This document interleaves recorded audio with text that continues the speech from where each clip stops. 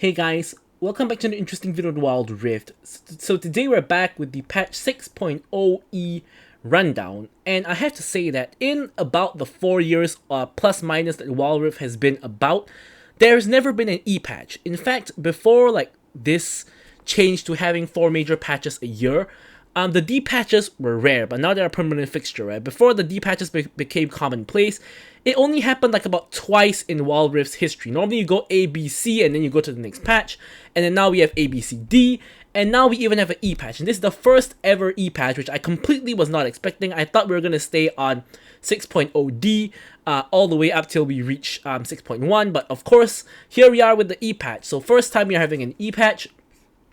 And yeah, so let's get straight into it. Basically, we only really have a couple of champion changes. Not too much to talk about here, but I think some of the changes are going to be quite impactful. So first up, we have Tryndamere.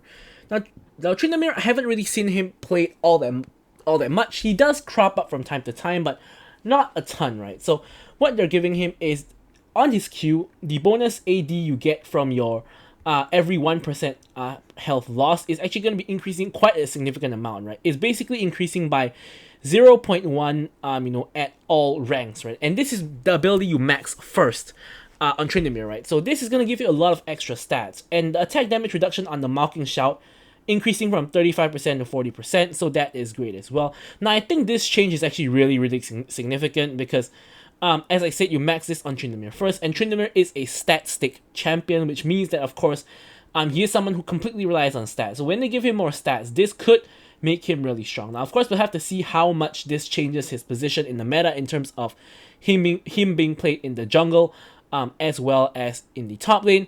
Also, by the way, guys, like in pro play years ago in League PC, he was also a mid laner. Although you don't really see him being played mid lane at all. I guess if he's ever in a state where he's broken, he is going to be played in the mid lane as well. Not sure if this change is going to be the one that tips him over the edge though, so we'll have to see about that. Now, Nasus is getting a pretty nice buff. Now, I think Nasus is one of the worst kind of champions in the game, essentially just because he has a really hard time stacking. He gets bullied all across the early game, but of course, a lot like Kale, he scales insanely well into the late game, and he just gets so much better. So what are they changing about him? Well, firstly, his cooldown on his Q, which is his bread and butter ability, getting reduced by 0.5 seconds at all levels. Like, I can't say it doesn't matter. It is a nice like quality of life change, but it's not a very big deal. 0.5 seconds, well, it does matter, especially in the early game for stacking, because you want to queue the minions, right? So that does matter. But in the grand scheme of things, it's kind of minor. It's not your damage or anything like that. So mana consumption also matters, right? Also for the purposes of stacking, right? So instead of costing 20 mana, you're going to get 15 mana cost instead. So once again, you're going to run out of mana less easily. And it's going to help you out with your stacking. Your base damage is also going up. And it's going up by just the standard, 0, 5, 10, 15. So again, it helps your late game a lot more. So overall, what I see this change as, it makes it easier for him to stack, and his late game gets even better. Furthermore, your Spirit Fire, the damage reduction going up by 5%. Sorry, not damage reduction, but armor reduction onto the enemies going up by 5%. Now, of course, extra 5% penetration is going to be pretty significant. So overall, I think also a nice battery of buffs to Nasus. Now, Twitch, who I have been saying for the longest time that is the worst ADC for like a year now or so, is getting a buff. But the buff is not the greatest, but it's a step in the right direction, right? So his Contaminate, his E damage, is going up by 5 at all ranks, but this is 5 damage per stack. So if you take note of this, normally you would get 5 stacks onto enemies, so that's a total of 25 extra damage per rank. So basically, once again, you're going to get extra 25 damage, and that doesn't really feel very significant to me, right? So I guess it's nice, but I don't think it's a very big buff, right? Yone, surprisingly, is getting a buff. AD growth is going from 0.6 to 4. That's an extra of 0.4 AD per level. So overall, in the grand scheme of things, it's not a lot of extra AD, but still, it is something, right? It's free AD. And his Soul Unbound, which is the E, is getting a lower cooldown as you rank it up. So it's getting the 0, 1, 2, 3, buff, where basically at max rank it goes down by 3 seconds. Now again, I think this is a very minor buff. So overall, I think Yone buff is pretty minor. It's not a huge buff, but of course he is getting buffed when I think he's actually pretty strong. So Aatrox, I think, is getting a buff. Now, it's really an adjustment because what they're doing is, if you take a look at his ultimate, they're reducing the movement speed that he gets, right? So, especially at max rank, 100% to 90%, it's a 10% movement speed loss, right? And as an ADC, I always feel that Aatrox is running me down, right? So, having less movement speed on him definitely is a great thing, but I think that overall, the compensation buff he gets on his Q makes it such that I think overall it's a buff, right? So firstly, the cooldown of Aatrox's Q goes down by 1 second.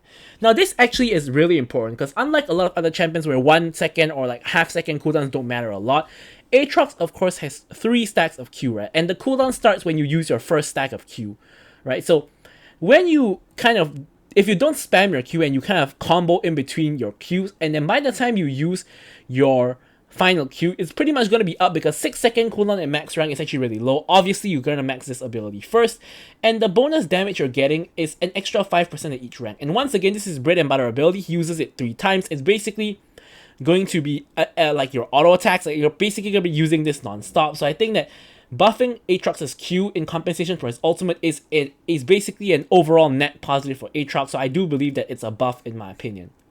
Now, Lux finally getting some nerfs, getting quite a number of nerfs, but actually it's not really a nerf, right? It's basically making her early game weaker, but her late game should be the same or even better.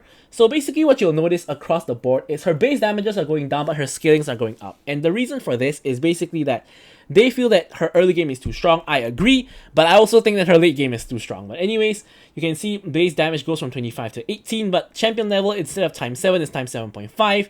So at the end of the day, the passive damage is going to be slightly lower, I believe, even at the later ranks, because the base damage, you know, is the extra 0.5 is only going to compensate for the 7 damage you lose at like level 15. So overall, it's going to do less damage at all ranks except like level 15.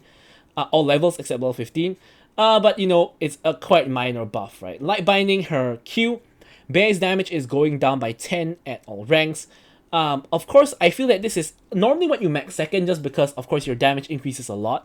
But in terms of putting points into this, the only thing you are increasing is the base damage, which as you can see here is going down by 10 at each rank. 10 at each rank I think is not really the biggest nerf, so I think she's still gonna be fine. And now on the shield, so the shield, as you can see, the base damage, base shield, I guess you could say, going down by 5 at each rank, and the scaling goes up by 3%. I feel that this is a buff because getting extra 3% AP scaling for just losing 5 at each rank is going to lead to more shield overall. And same with the second phase, you're losing basically a good amount actually at each rank, but you're getting an extra 4% base ability power. And I feel in this case, this is a nerf because I think that the ability power percentage is not going to actually make up the difference. So I think that at the most part, you are really getting hit at the second phase of the shield. The first phase is still fine.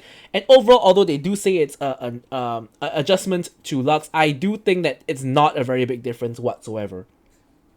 So next up, we have Gnar. So Gnar has been pretty strong, as we all know. So they are nerfing him. So the slow on the boomerang going down by 5%, and the damage is going down significantly at least at rank 1, right? 15 to 5 is huge, right? But at the later ranks, it's just a 10 damage reduction, so it's not so bad. And then the hyper, the bonus damage when you proc the hyper, which is the 3-hit passive, is going down, you know, at the earlier ranks as well. But again, at the later ranks, it kind of remains the same. So overall, I think it's a very minor nerf to Gnar. I really don't think it's a very, very big deal. Of course, at the earlier ranks, you know, especially on your hyper, it's gonna be a little bit weaker, but overall I think he's still gonna be very strong. Right now, Zed is actually getting a pretty sizable nerf, right? So first up, his damage to monsters going down by 20%. So Zed jungle, which I have seen quite a bit of, is gonna be a lot weaker in terms of the clear. And then the Shadow Slash. So the base damage is going down by 5, which is not a very big deal, but the base bonus AD ratio going down by 5% also is a double hit.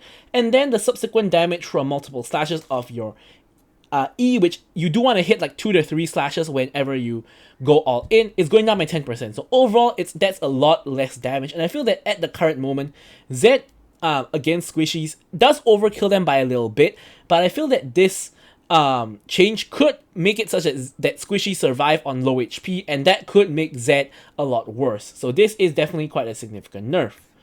And then finally, we have Teemo. Now Teemo, his Toxic Shot, which is his passive poison, Bonus damage dealt by on-hit basic attacks is basically getting changed, that's basically getting nerfed, right? Champion level times 3 is going to champion level times 2, so overall, the damage is going to be quite a lot weaker. However, I feel that since the AP ratio remains the same, it's not going to be that bad, because most of your scaling comes from the AP ratio anyways.